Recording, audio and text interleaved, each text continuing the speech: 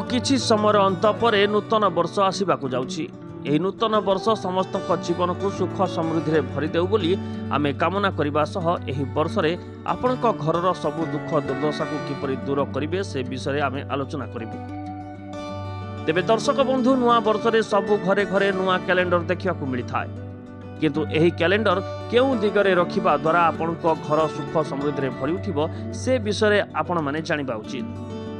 वास्तुशास्त्र अनुसार घरे नुआ कैलेंडर लगाइबा पई किछि नियम रहिछि, जहा पालन करिबा द्वारा परिवार लोकक जीवन में सौभाग्य आसीथाय बोली विश्वास रहिछि।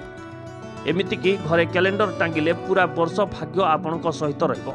जदि आपण वास्तु संबंधी नियम न मानि घरर भूल स्थान रे कैलेंडर लगाउछंती ताहले अनेक समस्यार सामना करि पारंती बोली कहा जाय।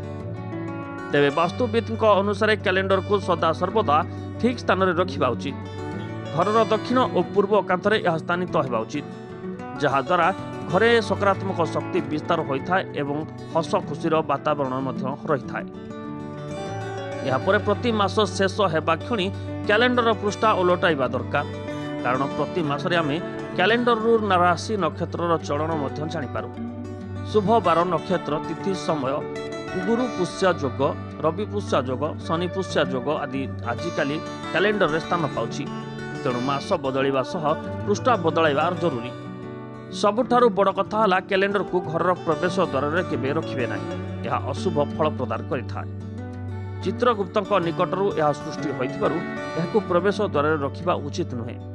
झरका किंबा द्वार उपरे कैलेंडर रखिबा अनुचित। खास करी कला रंगर कैलेंडर व्यवहार करिबा अशुभ होइथाय।